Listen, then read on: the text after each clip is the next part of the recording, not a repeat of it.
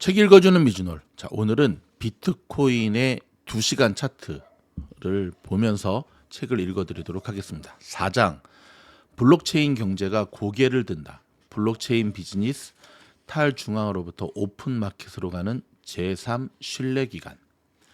이제 우리는 읽을 수조차 없는 알고리즘을 작성하고 있다. 인간이 만들었지만 이해하지는 못한 일종의 물리 법칙들이 우리의 아이디어, 행동, 노력의 바탕이 된다는 점에서 지금은 역사적으로 특별한 순간이라 할 수 있다. 케빈 슬라빈, MIT 미디어랩 연구원. 코인의 요동이 아니라 그 뒤에 블록체인을 보라. 2017년 가을 암호화폐 매니아들은 전례 없는 열광의 도가니에 빠졌다. 비트코인 시세는 달까지 날아갈 기세로 치솟더니 결국 18,000달러에서 고점을 찍었다. 참, 여러분, 지금 7만 3천 찍고 이거 읽어드리는 시점에 6만 5천인데 이 당시는 18,000. 이거 몇 배야? 4배인가? 5배? 4배? 4배? 3.5배 미친데도 열광했던 때가 있었죠. 전 세계 수많은 사람은 암호화된 주소가 담긴 이 몇 비트짜리 데이터를 사려고 모든 재산을 처분해가며 미친 듯이 달려들었다. 비슷한 시기에 나는 컨퍼런스에 참석하려고 라스베가스에 방문했는데 그때 처음으로 암호화폐 시장의 버블이 조만간 터질 것 같다는 생각이 들었다. 가장 큰 암호화폐 거래소였던 코인베이스는 최초로 합법적인 암호화폐 유니콘 기업이 되고자 박차를 가하고 있었다. 하지만 코인베이스의 비즈니스는 제대로 입증조차 되지 않은 디지털 통화를 사고팔게 하는 것뿐이었다. 거래되는 암호화폐들은 수도 없이 해킹당할 정도로 보안이 취약했고 실제 화폐로 사용되기 어려울 만큼 변동성이 너무 컸다. 공항에서 우버를 타고 오는 동안 기사는 내 직업을 듣더니 비트코인이나 라이트코인을 사야 하는지 물었다. 2017년 11월에 이 두 코인을 사는 건 지극히 평범한 선택이었다. 분명 이날 컨퍼런스는 클라우드 기술을 주제로 열렸지만 컨퍼런스장에 도착했을 때 모든 사람이 소위 알트코인에 대한 이야기를 나누고 있었다. 특히 당시 시세가 25센트 정도였던 리플이 화두였다. 리플 기억나시죠? 리플. 5주가 지난 뒤에 리플은 개당 3,008달러에 거래됐다. 웨딩드레스 한 벌을 주문해서 받을 정도의 기간 동안 무려 1,500% 이상의 수익률을 기록한 셈이다. 당시 암호화폐는 명백한 버블이었다. 문제는 버블이 꺼지기 전까지 암호화폐가 얼마나 성장할 것인지, 그리고 버블이 터지고 나면 얼마나 위축할 것인지였다. 2010년대 초반부터 암호화폐를 거래해오던 이들은 화폐 가치가 피크에 도달했다가 이내 기나긴 암축기에 접어드는 현상에 이미 익숙해져 있었으나 사이클이 거듭될수록 언제나 더 크게 반등이 일어났다. 초기 암호화폐 거래는 폐쇄적으로 이루어졌다. 초기 거래 중 가장 유명한 사례는 1만 BTC, 즉 비트코인을 나타내는 기호죠. 1만 비트코인과 피자 2판을 교환한 일이다. 당시 1 비트코인은 0.5센트가 되지 않았다. 그로부터 8년 후 1만 BTC가 피자 2판을 먹는다면 한 판에 1억 달러짜리 피자를 먹는 셈이 됐다. 2017년 12월이 되자 CNBC와 팍스 비즈니스에서 주목할 정도로 암호화폐는 주류로 올라섰다. 기관 투자자들은 암호화폐가 건전한 포트폴리오 일부로 편입돼야 된다고 주장하기 시작했다. 암호화폐 고래들이 주기적으로 월스트리트 저널에 소개됐고 업계 리더들은 각종 국제 경제 포럼에 초청됐다. 하지만 시간은 흐르고 세상은 변하는 법이다. 불과 몇 달 몇 달 만에라도 말이다. 증권가에서 농담처럼 하는 말이 있다. 구두 닦기 소년이 주식 이야기를 한다면 주식을 처분할 때라는 말이다. 마찬가지로 내게는 우버 기사와의 대화가 암호화폐의 몰락이 머지않았다는 신호였다. 2018년 초에 버블이 붕괴되자 많은 이가 재정 파탄을 겪어야만 했고 원대했던 꿈도 무너져 내렸다. 유럽 중앙은행 이사인 브누와 쁘게레는 비트코인을 두고 버블과 폰지 사기, 환경적 재앙의 결합체라며 폄하하기 시도했다. 파티는 주인공이 무대에 오르기도 전에 끝난 듯 보였다. 금융산업에 혁명을 일으키고 법정화폐를 대체하겠다는 것은 말도 안 되는 소리였다. 지금까지 암호화폐의 성장은 일종의 간의 수공업 수준에 불과했다. 그럼 그 이상으로 뭘 하려고 했을까? 누군가는 어렴풋한 희망을 품고 암호화폐의 곡괭이를 팔아 막대한 부를 거머쥐고자 했다. 골드러시 시대에 금을 캐지 않고 금을 캐려는 이들에게 곡괭이를 팔아 부자가 된 사람들처럼 말이다. 암호화폐의 미래가 불투명하다면 그 바탕이 되는 기술, 즉 블록체인의 미래는 어떨까? 블록체인 그리고 그에 관한 전문적인 지식과 기술이야말로 진정한 근본이었다. 스타트업 업계 용어를 빌리자면 암호화폐 플레이어들은 화폐에서 블록체인으로 피보팅하기 시작했다. 즉 사업의 방향 전환을 피보팅이라고 합니다. 피벗. 예. 블록체인 세계의 현재와 미래를 이해하기 위한 먼저 블록체인이란 무엇인지 그리고 블록체인이 어디에 사용될 수 있는지 살펴보겠다. 그 다음에는 기술적인 세부 사항을 다루어 블록체인이 어떻게 고유한 가치를 제공하는지 알아보고 이어서 앞으로 해결해야 할 문제점들을 소개한다. 마지막으로는 과연 우리가 블록체인 기술을 반드시 알아두어야 하는지 아니면 다른 곳에서 해답을 찾아야 하는지 다시 논의하며 이 장을 마무리하겠다. 아마존이 판매 이력을 블록체인에 기록한다면 여러 거래 내역이 기록된 거대한 스프레드시트가 원장을 상상해 보라. 다시. 여러 거래 내역이 기록된 거대한 스프레드시트나 원장을 상상해 보라. 이 장부에는 한 당사자가 다른 당사자에게 돈이나 데이터를 보낸 내역이 하나도 빠짐없이 평생 남는다. 예를 들어 내가 치즈 스테이크 샌드위치를 사 먹고 그 값을 치르기 위해 고유한 주소를 가진 내 계좌에서 레스토랑의 계좌로 돈을 보냈다고 해보자. 이 거래 내역은 앞서 말한 글로벌 원장이 영원히 기록된다. 블록체인은 이 원장을 관리하는 기술이며 암호화폐는 이 원장 위에서 사용하도록 만들어진 화폐를 뜻한다. 블록체인은 원래 비트코인이라는 일종의 비법정 화폐를 만들고 전송하기 위해 고안된 기술이었다. 물론 그 결과 수천 가지 암호화폐가 각축을 벌이는 생태계가 조성이 됐다. 블록체인과 화폐의 결합이 흥미로운 이유는 중앙은행이나 중앙 권력 없이도 이중 지불이 불가능한 안정적인 시스템을 구축할 수 있기 때문이다. 시간이 지나면서 돈이 오가는 것 이상으로 기술이 범용화됐고 우리는 이를 분산 원장 기술이라 부르기 시작했다. 자, 여러분 방금 읽어드린 이 부분이 핵심이죠. 중앙 권력 없이 가능해진 시스템 때문에 지금도 여전히 중앙 정부와의 갈등이 이어지고 있는 거죠. 일반적인 데이터베이스에서는 데이터를 수정하고 업데이트할 수 있다 하지만 이 DLT에서는 새롭고 기록되는 정보가 불변이기 때문에 근본적으로 비가역성이 보장된다. 즉 블록체인에 입력된 데이터는 영원히 남는다. 실수를 바로잡는 유일한 방법은 이해관계자가 그 전의 행위를 구태여 되돌리는 것이다.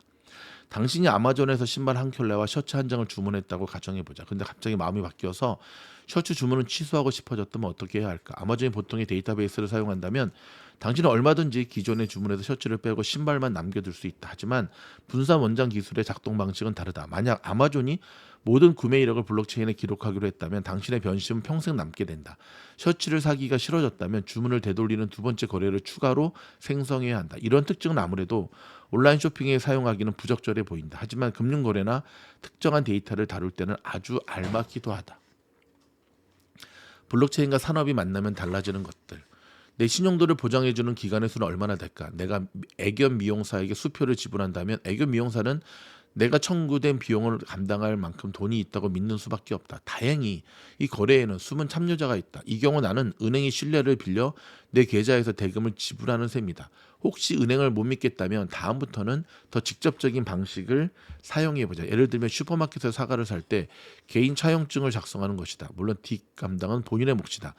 은행은 제3신뢰기관으로서 내 빚이 변제되리라는 사실을 보장해주며 중앙은행은 최종 대부자로서 일반적으로 금융기관들의 제3신뢰기관 역할을 한다. 한편 법정 화폐는 국가에 대한 신뢰를 통해 그 가치가 보장된다. 블록체인은 모든 상황에서 제3신뢰기관이 되어 당신과 상대방 사이에서 중개인 역할을 한다. 사람이나 회사 또는 기관을 신뢰하는 대신 모두가 참여하는 분산기술 네트워크를 신뢰하는 것이다. 이 원리를 이해하고 나면 기업뿐만 아니라 일반 소비자가 어디에서 블록체인 같은 분산 원장 기술을 사용하는지 파악할 수가 있다. 나도 미국인이기에 사회보장 카드를 갖고 있다. 물론 여기저기 얼룩이지고 누더기가 된 처럼 말이다. 더 많은 국가처럼 미국도 국가적인 신분 정보 시스템이 제대로 갖춰져 있지 않다. 그리 안전하지도 않은 데다가 내가 죽고 나면 재활용될 이 종이 쪼가리에 내 신분 정보가 담겨 있다. 이 정보는 신용카드를 발급받거나 새로운 직장을 구할 때 등 다양한 경우에 신원을 확인하기 위해 사용된다. 이처럼 신원 확인이 가능한 이유는 신분 정보가 거대한 데이터베이스와 연계되어 있기 때문이다. 데이터베이스에는 신용 등급이나 범죄 기록처럼 개인을 파악할 수 있는 정보가 기록되어 있다. 만약 이렇게 개인적이고 민감한 정보가 분산 원장이 안전하게 기록되어 개인이 언제든 확인 가능하고 본인의 전자 허가가 있어야만 타인과 공유할 수 있다면 어떻겠는가? 금세 더러워지고 관리도 어려운 종이 문서와 비교하면 천장지차다. 이 같은 디지털 신분 시스템이 정립되면 내가 진짜 나라는 사실을 누구에게든 인증할 수가 있다. 본인 인증이 무결해지면 신원 확인뿐만 아니라 그에 따른 권리 또한 더 용이해질 것이다. 자, 그러면서 블록체인은 계속 수수료가 없는 아케이드 CD와 오픈 비자, 제2의 인터넷 블록체인의 핵심 원리는 첨조분의 1의 확률, 블록체인이라는 복권의 당첨, 정보 블록이 차례대로 쌓여 블록체인이 된다라고 하는 것. 자, 그러면서 가상자산에서 비즈니스 영역으로 확대되는 과정 속에 이더리움이 탄생하게 되고, 코인 열차에 올랐던 신흥 백만장자들이 속속 생겨나기 시작하고 더욱더 블록체인의 신뢰도를 높이는 신사업이 나타나기 시작하는데요. 자, 이 부분은 제가 조금 더 디테일하게 읽어드리도록 하겠습니다. 블록체인의 최대의 장점 중 하나는 블록체인에 보관되는 모든 기록은 위조나 변조될 일이 없고 되돌릴 수도 없다는 점이다. 블록체인을 잘 모르는 사람들이 걱정하는 이 부분이 사실은 블록체인의 가장 큰 장점이라는 겁니다. 하지만 우리는 컴퓨터 세계에서 오래전부터 내려온 격언 하나를 명심해야 된다. 쓰레기를 넣으면 쓰레기가 나온다. 블록체인이 데이터 비가역성을 보장한다고 해서 블록체인 시스템에 입력되는 데이터가 전부 믿을 만하다는 것은 아니다. 누군가 생명보험료를 할인받기 위해 심장 박동수를 기록하는 블록체인을 만들었다고 가정해보자. 이 블록체인을 제대로 활용하려면 아주 정확한 기기로 심장 박동수를 측정해야 하고 그 측정 결과가 변조돼서도 안 되며 결과가 똑바로 블록체인에 전달해야만 한다. 그러면서 대용량 컨텐츠가 저장되는 IPFS, 아이클라우드나 드롭박스 같은, 그 다음에 초당 100만 건까지 처리 속도를 올리는 테르니오, 엄청난 전력 소비를 줄일 대안인 하비 프로토콜, 거대 조직이 원하는 사적인 블록체인인 코르다와 패브릭, 오픈 마켓플레이스 위로 떠오르는 블록체인의 미래. 자, 이 부분이 되게 또 중요하겠죠. 2019년 초 암호화폐의 가치는 바닥을 치고 있었다. 대다수의 ICO는 실패로 끝났으며 블록체인 세계에 사기가 만연했다. 권도영이 생각이 나죠. 작업 인증이 환경에 미치는 악영향, 그리고 미처 해결하지 못한 DLT의 기술적 문제들은 말할 것도 없었다. 게다가 기술 자체가 워낙 초기 단계이고 많은 사람에게 제대로 이해받지 못했기 때문에 DLT가 기존의 분산 데이터베이스화보다 더 유용하게 사용될 만한 곳이 어딘지도 찾기 어려웠다. 블록체인 기술과 시장을 보며 누구나 무력감을 느낄 만한 상황이었다. ICO가 촉발한 암호화폐의 거품, 또한 일확천금의 급은 DLT의 근본적인 기술과 별개로 떼어놓아야 한다. 비가역 분산 원장은 개인의 편의는 물론이고 정부 차원의 시스템 개선을 위해서도 얼마든지 사용이 가능하다. 현재 블록체인의 또 다른 가치는 이 기술을 활용하여 공통의 목표를 가진 기업들의 컨소시엄을 이루는 데 있다. 기업들은 비교적 적은 리스크를 기대하며 컨소시엄에 합류할 수 있다. 예를 들면 제품이 진품인지를 추적하고 파악하는 그룹을 결성해 암시장에 유통되는 모조품에 맞서거나 순환 경제를 실현해 목가 생산이 지속 가능하도록 힘을 합치는 것이다. 이런 컨소시엄이 일으킨 첫 번째 파동은 곧 탈중앙화로 향하는 첫 걸음이다. 운송업을 예로 들어보자. 식료품 가게는 더 이상 대규모 운송회사와 한 곳과 계약을 맺을 이유가 없다. 운송업체 컨소시엄 시장에서 업체를 구하면 가격은 더 저렴하고 품질은 더 좋아지며 투명성까지 완전히 보장되기 때문이다. 운송업체들은 각자 제공 가능한 서비스와 그동안의 성과를 보유하고 있을 것이다. 고객은 컨소시엄의 스마트 계약을 통해 원하는 운송비와 자격 조건을 제시한 뒤 저렴하면서도 자격도 갖춘 업체를 선택하기만 하면 된다. 이런 오픈 마켓 플레이어스라면 우버 운전자는 굳이 우버와 일하지 않아도 탑승자와 직접 일을 할 수도 있다. 결과적으로 우버는 컨소시엄에 합류하거나 아니면 다른 주요 업체들과 함께 직접 컨소시엄을 만들어야 할 테다. 어쩌면 블록체인은 지금까지 살펴본 적용 사례들에 들어맞는 기술이 아닐지도 모른다. 그러나 우리는 지금 그리고 앞으로도 제3 신뢰 기관의 역할을 해줄 시스템이 필요할 것이다. 개인이든 조직이든 그 사이에 데이터가 공유되면 누군가는 악의를 품을지도 모르기 때문이다. 결국에는 시스템 스스로 고유의 법 규칙을 만들어 적용해야 한다. 물론 이런 시스템이 돌아가려면 사용자의 신뢰를 구해야 한다. 그 신뢰를 보장하는 주체는 모두가 동의하여 권한을 위임한 어떤 대표 집단, 예를 들어 이사회일 수도 있고 근본적으로 특정 행위만을 허용하는 기술 시스템, 예를 들어 스마트 계약이나 디앱일 수도 있다. 우리가 현재 블록체인이라 부르는 기술은 수년 내에 구닥다리 기술이 될지도 모른다. 그래도 일종의 스마트한 분산 원장 기술을 필요로 하는 목소리는 앞으로도 꾸준할 테니 지금도 관심을 가질 만한 가치는 충분하다. 어차피 조직의 미래는 조직 사이의 관계를 형성하고 네트워크를 구축하는 방향으로 기울 것이다. 이 피할 수 없는 변화 속에서 블록체인은 적어도 보조받기 역할을 해낼 수가 있다. 자, 여러분 오늘은 여기까지 읽어드리겠고요. 다음 시간에는 사물 인터넷 비즈니스, 갑자기 쌈사라가 생각이 나네요. 5장 전례 없는 기회들이 쏟아진다 편을 읽어드리도록 하겠습니다. 변함없이 저희 책 읽어주는 미진노래 도서원으로 도와주신 분들께 감사드립니다. 고맙습니다.